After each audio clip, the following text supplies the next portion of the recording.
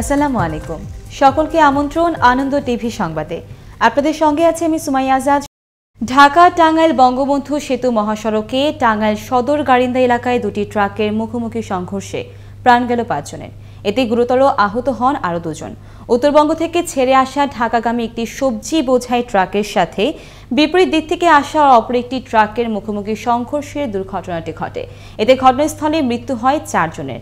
টাঙ্গাইল থেকে মেহেদী হাসান মৃদুলের তথ্য ভিডিও চিত্রে আরও জানাচ্ছেন তরিকুল ইসলাম। টাঙ্গাইল সদর উপজেলার ঘারিন্দা ইউনিয়নের ফ্লাইওভারের কাছে 2 ট্রাকের মুখোমুখি সংঘর্ষে 5 জন নিহত হয়েছে। এই ঘটনায় আহত হয়েছেন আরও 2 জন। মঙ্গলবার সকাল 6:30টার দিকে এই দুর্ঘটনা ঘটে। অতিরিক্ত কুয়াশার কারণেই এই দুর্ঘটনা ঘটেছে বলে ধারণা করছেন স্থানীয়রা। তবে তাৎক্ষণিকভাবে হতাহতদের পরিচয় জানা যায়নি। আহতদের উদ্ধার করে টাঙ্গাইল জেনারেল হাসপাতালে প্রেরণ করা হয়েছে। আমরা দেখি যে গাড়ি শব্দ পাচ্ছি, শব্দ পাই বাসাতে দৌড় করে শুনি যে অ্যাক্সিডেন্ট হচ্ছে। অ্যাক্সিডেন্টে 3 জন হাসপাতালে পাঠাতে হয়েছে আর 4 জন মেশিনে চাপা পড়ে মারা গেছে। আমরা সহযোগিতা করে পাঠাইছি আর সকালবেলায় 4 জন মারা যাওয়ার নেতা বাহির করছে এই যে ফায়ার অফিসের লোকেরা। আমরা ভোর রাতে যখন আসি আর কি 3:01 মিনিট তখন মনে হয়, তখন 2টা ট্রাকের মুখোমুখি সংঘর্ষে আর কি লোক মারা গেছে 4 জন।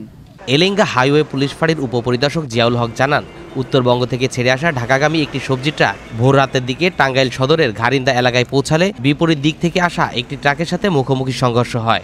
একটা পিকআপ আর একটা ট্রাক, দুইটা সংঘর্ষে 4 জন লোক মারা গেছে, 2 জন আহত হসপিটালে ভর্তি আছে।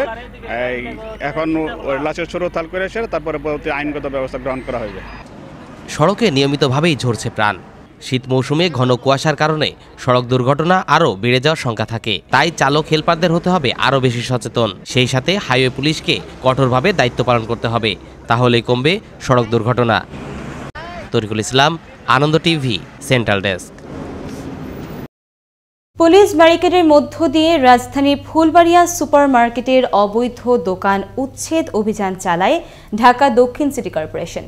সকাল থেকে উচ্ছেদ অভিযান শুরুর কথা থাকলেও ব্যবসায়ীদের বাধার মুখে সিটি কর্পোরেশনের এক পর্যায়ে দুপুর দিকে অভিযান শুরু করে।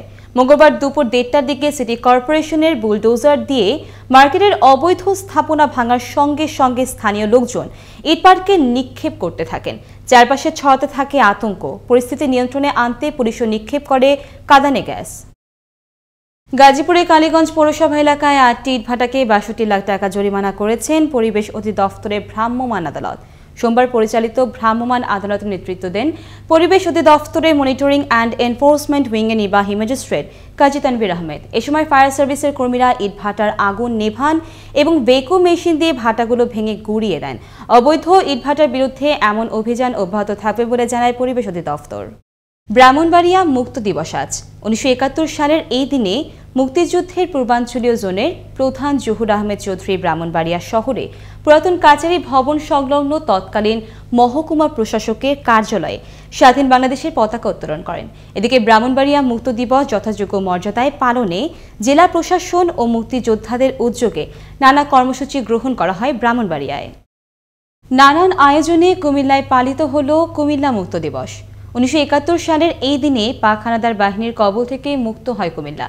দিবসটি উপলক্ষে সকালে নগর উদ্যান সংলগ্ন বঙ্গবন্ধুর মুরালে পুষ্পস্তবক অর্পণ করেন কুমিল্লা সদর আসনের সংসদ সদস্য আকম বাহুদ্দিন বাহার এবং কুমিল্লা জেলা প্রশাসক মোহাম্মদ আবুল ফজল মীর এবং পুলিশ সুপার সৈয়দ নুরুল ইসলাম সহ বিভিন্ন রাজনৈতিক, সামাজিক এবং সাংস্কৃতিক সংগঠন নেতৃবৃন্দ। সোমবার মাঝরাতে অগ্নিকাণ্ডের ঘটনা ঘটল নড়াইলের লোহাগড়া থানা সংলগ্ন এলাকায় লক্ষ্মী পাশার একটি তুলার কারখানায়। দমকল বাহিনীর 2টি ইউনিটে 2 ঘণ্টা চেষ্টার পর আগুন নিয়ন্ত্রণে আসে। আশেপাশে লোকজন এগিয়ে এসে আগুন নেভানোর চেষ্টা করে। এ সময় লোহাগড়া পৌর এলাকায় বিদ্যুৎ বিচ্ছিন্ন হয়ে পড়ে, তবে কোনো হতাহতের ঘটনা ঘটেনি। বগুড়ার গাবতলী উপজেলার বরুজ গ্রামে কাঠ ও বাঁশের তৈরি ব্রিজ নির্মাণ করছে এলাকাবাসী। সুখদহ নদীর পূর্ব দিকে 10টি গ্রামের লাখো মানুষ বসবাস করে এখানে। জীবিকার তাগিদে প্রতিদিনই জীবনের ঝুঁকি নিয়ে পারাপার হতো তারা। সেতু না থাকায় দুর্ভোগ পোহাতে হয় শিক্ষার্থী এবং ব্যবসায়ীদের।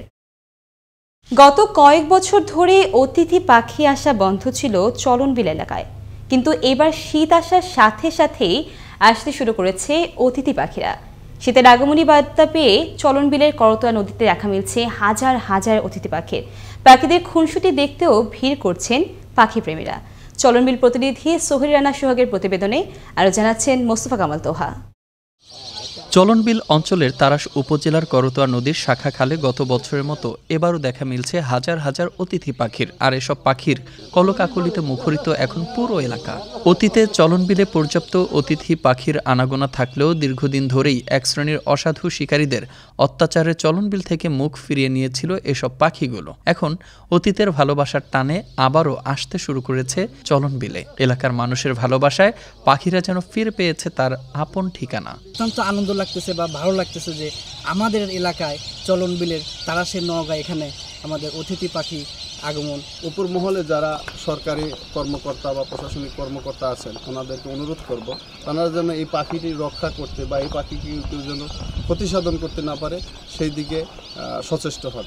মুক্ত আকাশে রঙিন ডানা মেলে উড়ে বেড়ানো এবং নদীর পানিতে পাখিদের জলকেলি উপভোগ করতে দূর দূরান্ত থেকে ছুটে আসছেন পাখিপ্রেমীরা। পাখিদের নিরাপত্তার ব্যবস্থা নিশ্চিত করতে প্রশাসনের পাশাপাশি এলাকার সচেতন মানুষদের ভূমিকা রাখতে হবে বলে মনে করছেন পরিবেশবাদী সংগঠনের এই নেতা।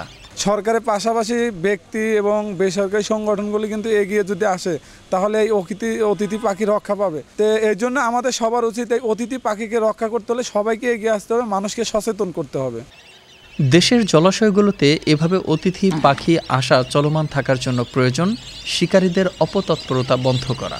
তাই শিকারীদের অপতৎপরতা বন্ধ করে পাখিদের নিরাপত্তা নিশ্চিতে প্রশাসনের কঠোর হস্তক্ষেপ চান এলাকাবাসী সহ সচেতন মহল। মোস্তফা কামাল তোহা, আনন্দ টিভি, ন্যাশনাল ডেস্ক। উত্তরাঞ্চলের জেলা পাবনায় বেড়েছে শীতের প্রকোপ। শীতের প্রভাবে নাকাল মানুষজন। ঘন কুয়াশা আর হিমেল হাওয়ায় দিনমজুর ও খেটে খাওয়া মানুষ পড়েছে চরম বিপাকে। মঙ্গলবার সকাল থেকে ঘন কুয়াশা ও হাড় কাঁপানো শীত।